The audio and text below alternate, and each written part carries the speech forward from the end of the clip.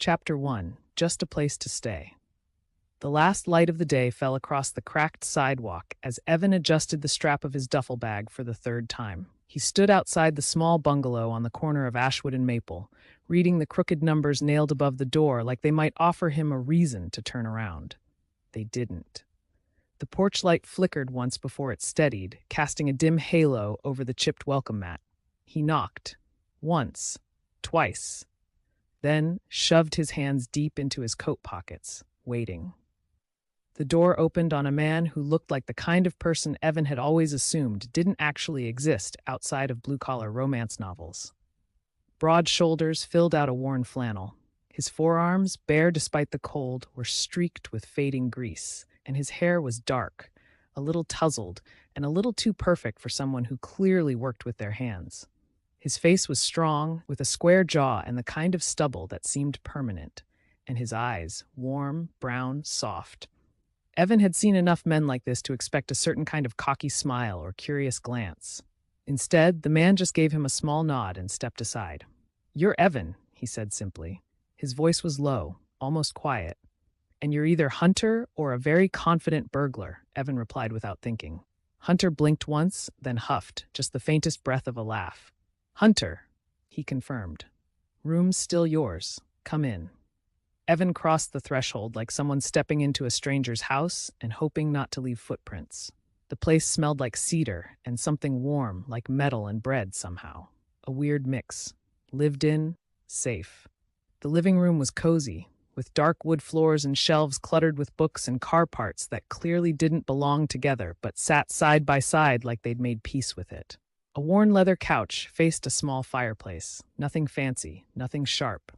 "Room's down the hall," Hunter said, already turning. Evan followed, his boots thudding softly behind Hunter's slower steps. He wasn't sure what he expected. Maybe a converted closet, or a space still haunted by a former tenant's bad taste in decor. What he got was a small room with a wide window, sunlight bleeding gold over a clean bed, a modest desk, and a dresser that didn't wobble. Hunter lingered in the doorway. "Sheets are clean, closets empty. You need anything?" Evan blinked at the bed like he might break it just by sitting down. "Just the Wi-Fi password." Hunter nodded. "It's taped under the router, living room shelf." Then he left. No welcome speech, no interrogation, no judgment. Evan dropped his bag beside the bed and sat, spine straight, hands folded in his lap. His shoulders were tense, eyes still flicking toward the door like he was waiting for the catch. There was always a catch. Dinner was at 7. Evan hadn't meant to stay in his room that long, but the exhaustion that had clung to him for weeks, the kind that no nap or caffeine could shake, had settled into his bones the second he sat down. He only came out because something smelled homemade, and not in the store-bought sense. Hunter was at the stove, back to him, stirring something thick and dark in a pot. There was a small square table by the window already set for two. Nothing fancy, just bowls, mismatched spoons, water glasses, but it was intentional, like he'd meant to make enough for someone else. Evan hovered in the doorway. "You don't have to," he said. "Eat with me." Hunter didn't look up. "I made too much. Be ashamed to waste it." The stew, beef, carrots, soft potatoes tasted better than anything Evan had eaten in weeks. He ate quietly, spoon scraping slow, measured movements, but fast enough to reveal his hunger. Hunter didn't comment. He didn't even seem to watch. Just ate at his own pace, looking out the window like the dying light had something worth listening to. They didn't talk. And somehow, it wasn't awkward. After Evan offered to do the dishes, Hunter handed him a towel. That was it. As Evan dried the last bowl, there was a knock on the front door, followed by the unmistakable sound of it opening without waiting for a reply. "Hunter?" A voice called, high, bright, female, and full of nosy energy. Hunter rolled his eyes fondly. "In here, Mrs. Callahan." The woman who entered was wrapped in a shawl that looked like it had seen more decades than Evan had, and she held a Tupperware dish like a sacred offering. Her silver hair was twisted into a bun that somehow stayed perfect despite the breeze outside, and her lipstick was a shade too bold for her age, which only made it better. "Oh, there you are. I brought the apple crisp you like.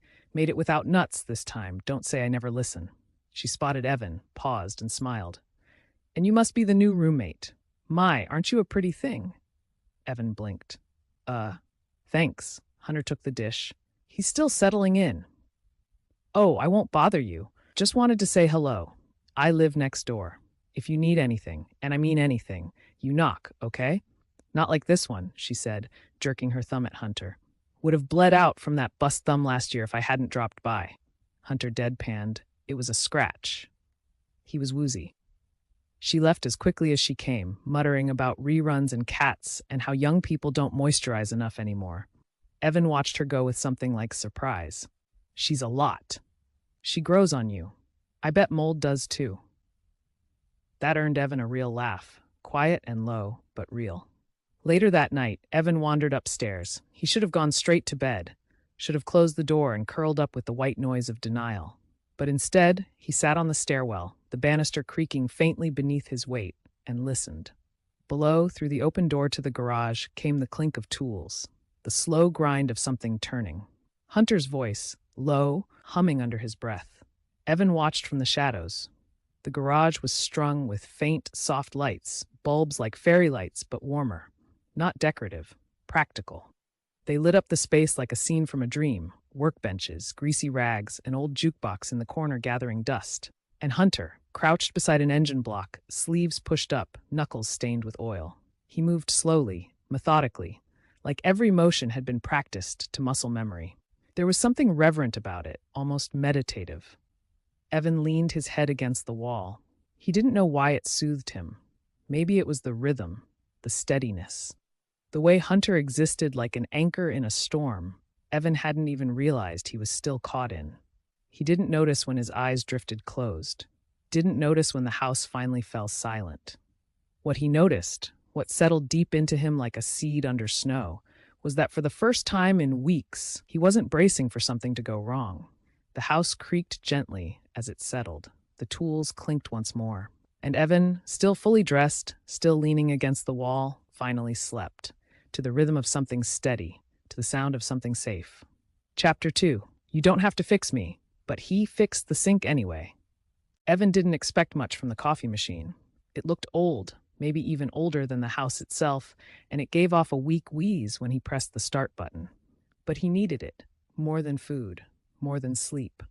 Coffee was ritual, stability, something he could control. When the machine sputtered once, groaned, and then died in a puff of steam and a crackle of betrayal, Evan stared at it in mute horror. Then, as if it had insulted his lineage, he growled, Of course you would quit on me too." He jabbed the switch again, then again, shaking the side like it might reboot through sheer intimidation. It didn't. He unplugged it, replugged it, nothing. "Great," he muttered, pacing once, hand in his hair. "I survive a meltdown, 3 months of unpaid leave, and an ex who left me in a bar with his new boyfriend, but God forbid I get a cup of coffee." The words felt ridiculous the moment they left his mouth. He sighed, grabbed his jacket, and left the house. The neighborhood was too quaint for how bitter he felt. Trees arched over the sidewalks like polite guardians, the yards were trimmed within an inch of their lives, and somewhere, someone was already mowing a lawn before 9 a.m. Disgusting. He walked until the tightness in his chest loosened. Just a bit. Just enough. By the time he returned, hair windswept, cheeks pink from the cold, the house was still quiet. The smell of oil drifted faintly from the garage. He kicked off his shoes, passed through the kitchen, then paused. The coffee machine blinked, alive, working. And beside it, on a folded sticky note in tight, square handwriting, "Try now." Evan stared, then pressed the button. It worked, smooth, obedient. A gentle gurgle filled the kitchen like nothing had ever gone wrong.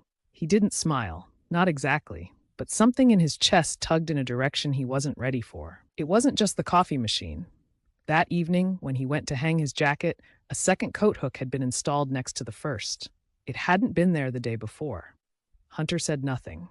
2 days later, Evan opened his laptop and noticed the new charger cord. Same model, same brand, but newer. Unfrayed. Clean. He blinked at it, touched it carefully, then looked around the empty room like he expected someone to jump out and ask for reimbursement. Hunter didn't. He never brought it up. The kitchen cupboard, which had always given an annoying little squeak when opened, no longer did. The noise was gone, like someone had oiled it into silence. It was happening quietly, not all at once. Little gestures. barely there kindnesses. And it unnerved Evan more than if Hunter had thrown a party in his honor. The panic attack hit at 2:43 a.m. Evan had been asleep or half asleep when the memory hit him. A voice, a laugh that wasn't funny, a door slamming behind him, and suddenly the air wouldn't move in his lungs. His chest was a vice, his hands numb, his mouth open but no breath coming. He stumbled out of bed, not sure where he was going until he found himself curled on the kitchen floor, cold tiles against his cheek, arms wrapped around his ribs like he could hold himself together through force. He didn't hear the footsteps, but then a presence, a low rustle, a figure crouching beside him. Hunter didn't speak. He didn't ask. He just set a glass of water down on the floor beside Evan's hand, then sat, not touching, not crowding, just there. Evan's lungs refused to cooperate. He pressed his forehead to the floor and let the shaking take him. Minutes passed, maybe more. Eventually, his fingers reached out and curled around the glass. His hand trembled as he drank. The water was cold, perfect. "I hate this," Evan whispered, voice rough. Hunter didn't respond, but when Evan glanced sideways, his expression was quiet, grounded, no fear, no discomfort, just patience. "You don't have to fix me," Evan said, barely audible. Hunter looked at him, and then, finally, "I know." The next morning, there were 2 mugs of coffee waiting on the counter. Evan didn't speak when he walked into the kitchen, just picked up one and took a slow sip. Warmth spread through his fingers. Hunter was already dressed for the garage. He wore a navy work shirt that fit too well and made Evan's brain short-circuit for a second. His sleeves were rolled, his hands stained faintly with grease. Evan muttered, "You know you look like a mechanic from a soap opera, right?" Hunter raised a brow, amused. "Didn't know that was a thing." "It is, and you're it." Hunter took a long sip from his own mug and said nothing more. Later that day, Evan wandered into the garage, not quite sure why. Maybe because the house felt too quiet. Maybe because the tools clinking and the low hum of a motor felt steadier than his own thoughts. That's when he met Jesse. Or more accurately, Jesse nearly dropped a wrench on his foot. "Shit, sorry," the teen said, hopping back. 17, maybe 18, with dyed blue streaks in his curls and more energy than should be legal. "Didn't see you there? You're the roommate, right? The one who looks like he belongs in a magazine ad for expensive cologne?" Evan blinked. "I'm not sure whether to thank you or slap you." Jesse grinned. "I mean it as a compliment. Name's Jesse. I'm the slave, apprentice. Hunter's teaching me so I don't flunk life." Hunter, who was under a car, called out, "You flunked life the second you tried to change oil with your phone in your back pocket." "It was an accident." "3 times?" Jesse winked at Evan. "He pretends to hate me, but I'm basically his emotional support intern." Evan snorted. It was the first real laugh in a long time. Sharp, surprised, like it had slipped out without permission. Jesse froze in mock shock. "You laugh? Oh my God, you're human." "Barely. You gonna help me with inventory or just stand there looking like a disgruntled model?" Evan rolled his eyes but stepped in. He stayed longer than planned. Filed receipts, organized tools. Tried to understand Jesse's hyperactive commentary. Didn't succeed. At some point, Hunter emerged from under the lifted car, wiping his hands on a rag. His shirt stuck slightly to his chest from sweat. His hair was pushed back. Evan glanced over and paused. There was something about the way Hunter moved. Calm, focused. He didn't rush, he didn't posture, he just worked. Like each bolt he turned, each adjustment he made was part of some language only he spoke. Evan stared longer than he should have, then muttered under his breath, "You really don't stop until it's fixed, do you?" Hunter looked up, meeting his eyes. A quiet beat passed between them, then soft smile. "Only when it matters." Evan's breath caught. He turned away before he let the warmth in his chest show too much. That night, Hunter found a sticky note on the fridge. "Thanks for the coffee," and the silence.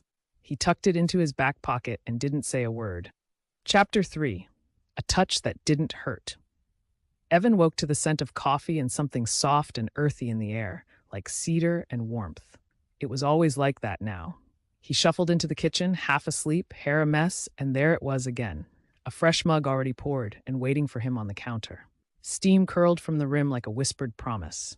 Beside it, the usual sticky note. But this one had something new. A doodle. A tiny wrench, drawn in thick pen strokes, crooked and a little clumsy. Evan stared at it for a moment, blinking. Then, just once, barely perceptible, he smiled. Not the sharp kind, not the dry kind, just real. He took the coffee to the window and sat at the small table watching the morning fog drift low over the neighborhood roofs. For a few minutes, he let himself pretend this was his life all along. The garage had become their unspoken meeting place. Jesse flitted in and out like a caffeine-charged moth, always talking, always moving. But it was the quiet moments that Evan had come to crave. He found comfort in sorting tools, labeling drawers, aligning sockets by size. There was peace in the order, in being useful. One day, Jesse walked in to find everything rearranged with militant precision. "What the?" he said, squinting at the socket drawer. "Did a Virgo exorcism happen in here?" Evan glanced over from the corner where he was cleaning a grease rag. "You mean organization?" Jesse pointed accusingly. "That's not organization. That's psychological warfare."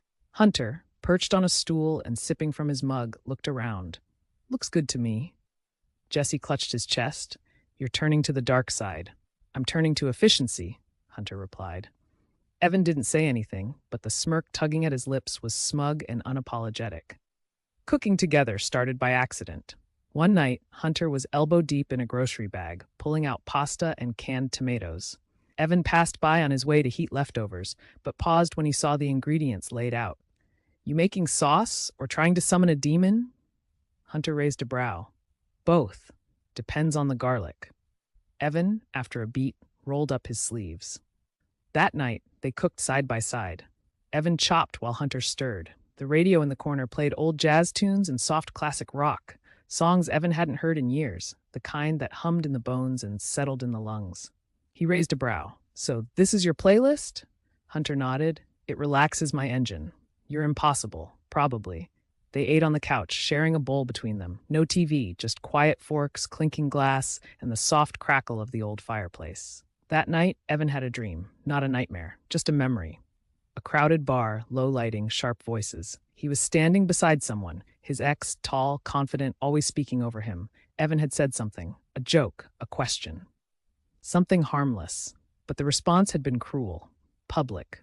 A joke at Evan's expense, twisted into a punchline. The laughter still echoed. He woke up breathless, sat in the dark for a long time, staring at the ceiling. Evan didn't talk about his past. He didn't need to. It hung around him like a quiet fog, clinging to the edges of his words, his silences. But that afternoon, something cracked. He was slicing vegetables for stew, still distracted, still raw. The knife slipped. Sharp pain bloomed across his palm. "Shit!" Hunter was there in seconds. "Let me see." He reached out, grabbing Evan's hand without thinking. Evan tensed, every muscle locking up, breath catching in his throat. Hunter froze. Time paused between them. The silence buzzed like static. Then Hunter eased back, his touch gone like wind, his hands lifted in quiet apology. "Only if you're okay with it," he said, voice low. "Careful." Evan stared down at his bleeding palm. It wasn't deep, but it throbbed, and his chest hurt more. Tight, anxious. His voice cracked. "I'm okay." Hunter didn't move. Evan looked up, eyes glassy, jaw tight. "I want to be okay." Hunter's gaze softened. He nodded once. "All right?" He took the hand again, slower this time, palms warm, gentle. He guided Evan to the sink, ran cool water over the cut, then dried it with a soft towel. His fingers never rushed. He didn't grip tight, didn't hold too long. He wrapped the bandage with careful precision, like he was fixing something rare and breakable. When he was done, he sat back on his heels and looked up at Evan. "You don't need to flinch when I touch you." Evan's throat worked around a lump. "I'm trying not to." And somehow, that was enough. They didn't talk about it after that. The next morning, Evan found a second coffee mug on the counter with a new doodle. This time, a tiny bandage with eyes and a smile. He laughed. Actually laughed. That evening, Jesse found him in the garage. Evan was elbow-deep in a drawer of spark plugs, reorganizing again. The smell of oil, lemon cleaner, and soap clung to the air. "Hey, Mr. Barbie." Evan glanced over. "Don't call me that." "Oh, come on. You're the Barbie of the garage. You're making grease look glamorous. You're lucky I don't charge for eye contact." Jesse leaned against the workbench, grinning. "You like him, don't you?" Evan froze. "Excuse me?" "Hunter? You like him?" Evan blinked. "He's quiet, handy, makes good coffee." "That's a yes." Evan didn't respond. Jesse backed off, whistling as he wandered to the other side of the garage. Just saying, you smile more when he's around. Not that it's hard to improve on your default setting of brooding Victorian orphan. Later that night, Hunter was under the hood of an old Mustang, shirt sleeves pushed up, grease smudged across his temple. Evan sat nearby, legs crossed, watching him. There was something poetic about it, how Hunter moved, deliberate, focused, strong, but never rough. Evan watched his hands tighten a bolt, twist just enough. Not too much. Never too much. The knot in Evan's chest, the one that had taken years to tie, loosened just a little. Quietly, he murmured, "You really don't stop until it's fixed, do you?" Hunter looked up, soft brown eyes catching his. Only when it matters. And this time, Evan didn't look away. Chapter 4. Laughter in the garage and a shirtless crisis. It started with Jesse's mouth, which, in all fairness, was always running. But this time, it ran straight into chaos. Evan was halfway through organizing invoices in the front office of the garage when he heard Jesse's laugh carry from outside. It was followed by something suspiciously loud and cheerful. "Oh yeah, Evan. He's the guy with cheekbones sharp enough to slice tires. Lives with Hunter now. Total mystery. Way out of your league." Evan groaned and peered out the window. A customer, maybe early 30s, stylish, definitely not from around their sleepy suburb, was leaning against the hood of his car, smirking like he was very pleased with what he was hearing. His eyes flicked toward the window and caught Evan's. The guy gave a lazy, two-finger wave. Then, bold as brass, called out, "So roommate, huh? You free this Friday?" Evan blinked. Jesse slapped a hand over his own mouth, clearly realizing too late what he'd unleashed. Hunter, under the raised hood of the car in question, paused, wiped his hands, said nothing. His jaw tightened just slightly. Evan stepped outside, lips twitching in amusement. "You offering to pay for my oil change, or just flirting through motor grease?" The man grinned. "Both. Depends on your schedule." Evan tilted his head. Tempting. Hunter, still silent, replaced the cap on the engine. His movements had lost that usual calm precision, just slightly off, like he was pushing each motion too tightly. The flirty customer left a few minutes later with a wink and a business card tucked into Evan's back pocket. Jesse, trying not to combust with secondhand excitement, buzzed around like a guilty bee. Hunter didn't smile for the rest of the day. That night, Evan found Hunter in the garage, fiddling with something under a tarp. It turned out to be an old jukebox, classic, curved, and completely non-functional.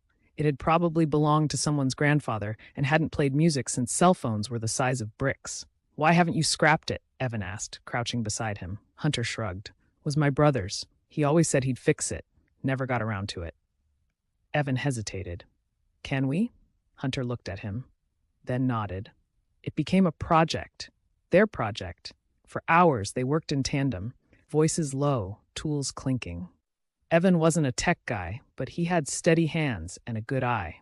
Hunter talked more than usual, telling him about his brother, Leo, who used to sing into a wrench like it was a microphone and made bad jokes about juking the box. Golden string lights hung across the ceiling, casting warm shadows. Oil smudged Evan's fingers. Sweat stuck his shirt to his spine. When the machine finally whirred and clicked to life with a sputter of static, Evan whooped in triumph. A slow tune began to play, something old and croony, full of saxophones and longing. Hunter blinked, surprised.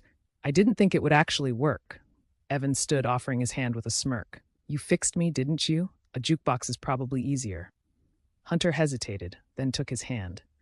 They danced, clumsy at first. Evan tried to lead, tripped over his own foot, and nearly sent them both crashing into the tool bench. They laughed, shoulders shaking. Then they adjusted, slow swaying, replacing awkward steps. No words, just music, just warmth, just safety. When the song ended, neither of them moved for a long moment. Later, Evan took a long, hot shower. His muscles were pleasantly sore, and for the first time in... God, he didn't know how long, he felt good. Relaxed. He stepped out of the bathroom in just a towel, steam following him like a ghost. His hair dripped onto his collarbone. He padded into the kitchen, heading for a drink, and froze. Hunter was already there, drinking water straight from the jug like a heathen. They both stopped, looked at each other. Hunter stared. Evan smirked. "Don't worry, I won't flash you." Hunter set the jug down with suspicious care. His ears turned bright red. "It's not that. It's just unfair." Evan's brow arched. "Unfair?" You walk around like that, Hunter gestured vaguely, and I'm just supposed to make toast like a normal person? Evan laughed, low and surprised. Then he opened the fridge. Toast is overrated. Later, they watched a movie on the couch. Some crime thriller Jesse had recommended, overly complicated and filled with plot holes. Evan leaned back into the cushions. Halfway through, without thinking, he shifted. His shoulder brushed Hunter's. Hunter didn't move. Evan didn't pull away.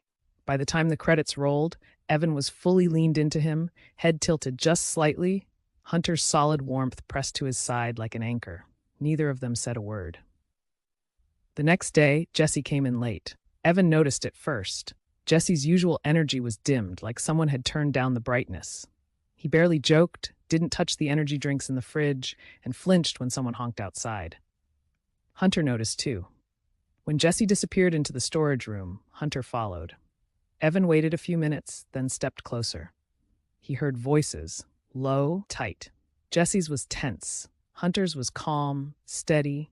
"No, I'm not giving him money again," Hunter said. "He comes near you, he talks to me, not you." A pause. "Jesse, you don't owe him anything." Another pause. Then Jesse's voice, small. "He's my brother. He doesn't get to use that word as a weapon." When they came out, Jesse's eyes were red, but he was holding a hot chocolate and chewing on a cookie from Mrs. Callahan like the world hadn't just cracked under his feet. Hunter didn't say what happened, but Evan saw the way he stood just a little closer to Jesse for the rest of the afternoon. A quiet barrier. And Evan watched. Saw the way Hunter's protectiveness wasn't loud. It wasn't theatrical. It was safe, like a shelter. That night, they returned to the garage.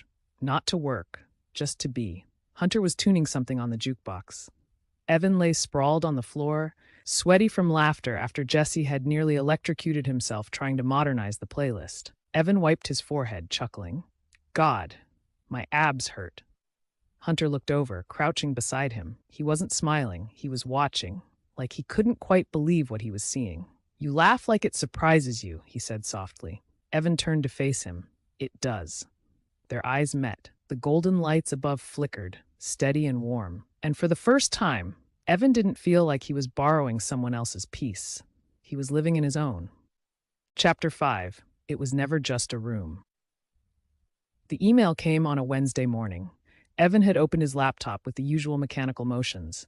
Check the weather, skim headlines, pretend to work on the freelance article he hadn't touched in 2 weeks. The inbox pinged mid-sip of coffee, and for a second he considered ignoring it. But he didn't. The subject line read, "Offer of employment, editorial lead, Seattle." He blinked, then clicked. It was real. A publishing house he'd applied to on a whim months ago had remembered him, or at least his resume. Full-time, high-paying, across the country, a clean slate. He sat back in his chair, coffee forgotten. Seattle, far from the scars, far from the ex, far from the small town with a slow garage, with Jesse's endless babble, with Mrs. Callahan's cookies, and with Hunter. He closed the laptop before the tremor in his fingers could grow into something bigger. He didn't tell Hunter that night, or the next, but eventually he did. They were in the kitchen, eating grilled cheese sandwiches. The quiet was familiar now, companionable rather than awkward. Hunter was sipping his second beer, forearms bare, grease still under his nails from a long day under a transmission. Evan wiped his fingers and said carefully, "I got a job offer." Hunter didn't look up right away. "Yeah?" "In Seattle."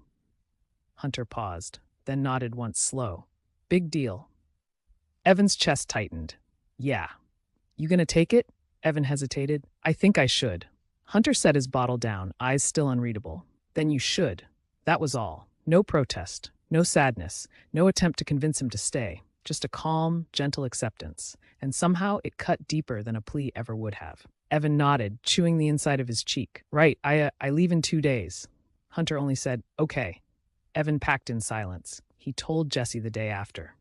The teen had thrown a wrench into the concrete and called him a traitor before hugging him like someone about to lose their emotional support caffeine dealer. "You better text me and send me photos and write a memoir or something." "I'll write you a postcard," Evan promised. "You're the Garage Barbie now, Evan. Don't let Seattle change that." "Dear God," Mrs. Callahan cried. Baked him a batch of pumpkin bread so big he had to give half of it to the mechanic down the street. Hunter said nothing, but he handed Evan a second cup of coffee each morning, and his eyes lingered longer. The night before he was supposed to leave, Evan couldn't sleep. He padded downstairs in bare feet, the floor cool beneath him. The kitchen light was off. The living room sat in golden darkness, the fireplace crackling softly. The garage light was on.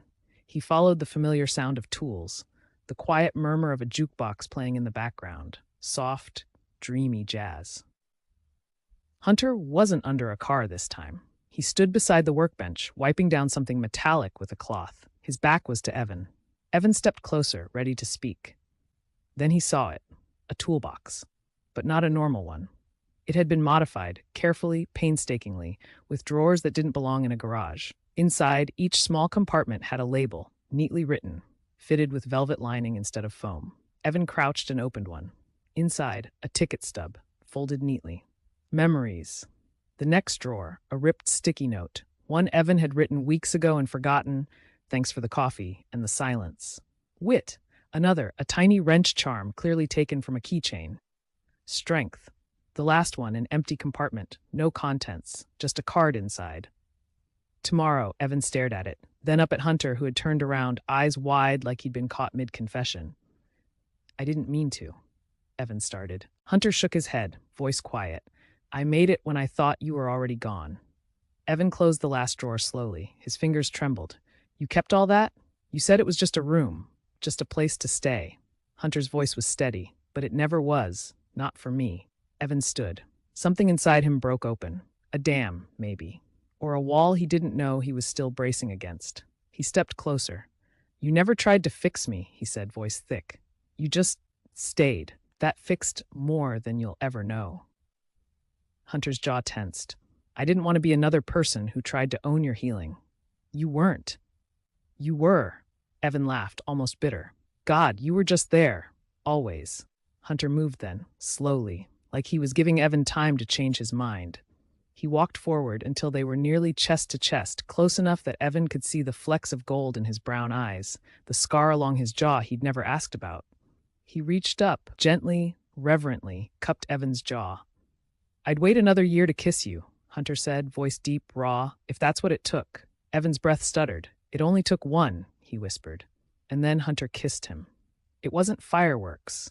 It was warmth, a homecoming. Slow, deep, anchored. Hunter's hand held Evan's face like it was something rare and breakable.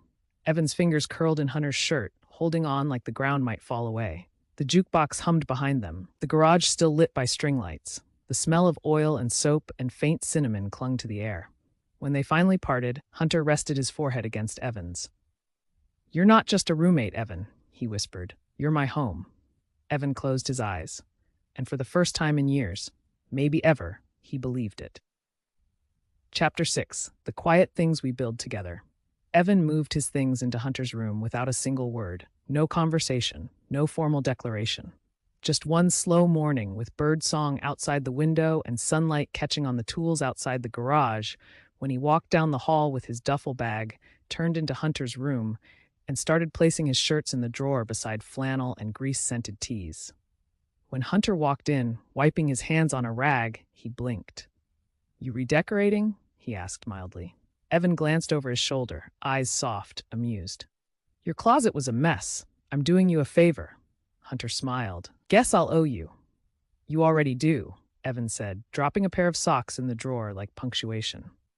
The next day, Jesse arrived with a cardboard box tucked under one arm and the grin of someone deeply proud of himself. Housewarming gifts, he announced, dropping the box onto the kitchen table. Evan peered in and groaned. 2 mugs sat inside. One read, I like my men greasy in flaming red font. The other had a cartoon wrench and the words mechanically inclined. You are banned from Etsy, Evan said flatly. I had them custom made, Jesse beamed. I expect to see them in regular rotation. Hunter picked up his mug, turned it over thoughtfully.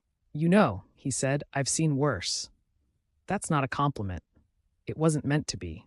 Jesse raised his phone. Smile, first photo as a domestic unit. Evan flipped him off. Hunter smiled anyway. The neighborhood dinner came a week later, half organized by Mrs. Wedd, Callahan, and half enabled by Jesse bribing 3 nearby teens to set up folding chairs. Evan made his famous lemon pasta. Hunter grilled. Jesse made something that may have been edible and passed it off as experimental street fusion. Mrs. Callahan brought a tray of cookies the size of hubcaps and a 2-liter bottle of ginger ale spiked with something that definitely wasn't ginger.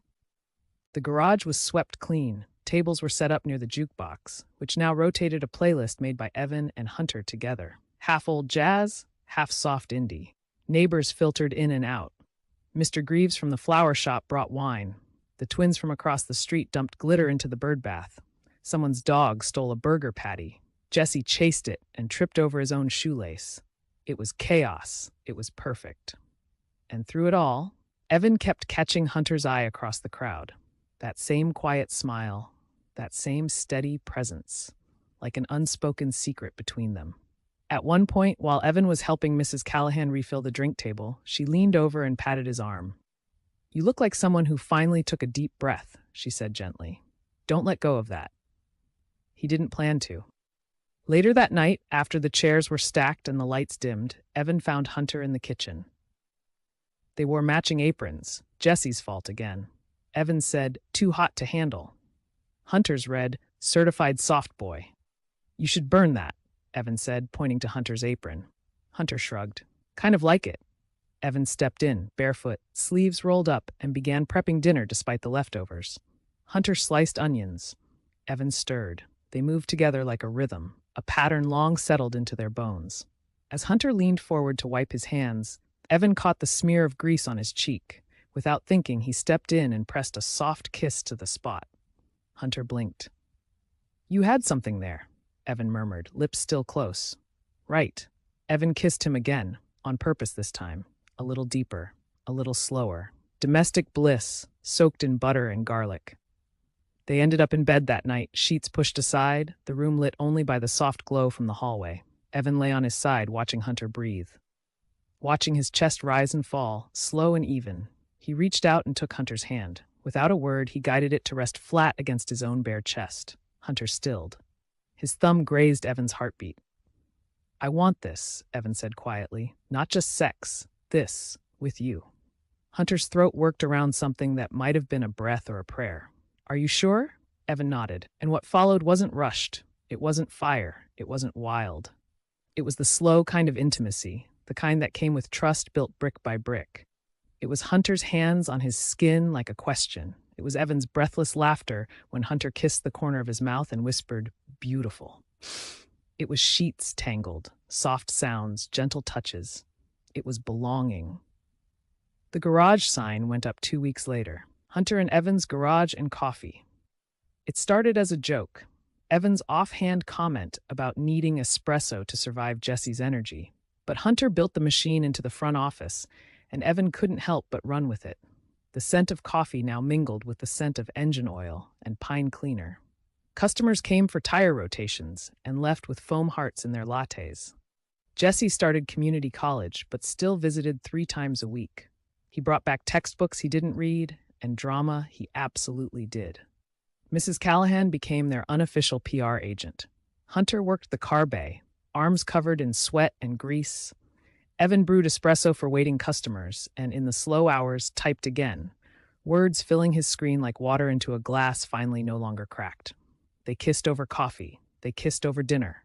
They kissed beside the jukebox when no one was looking, and sometimes when everyone was.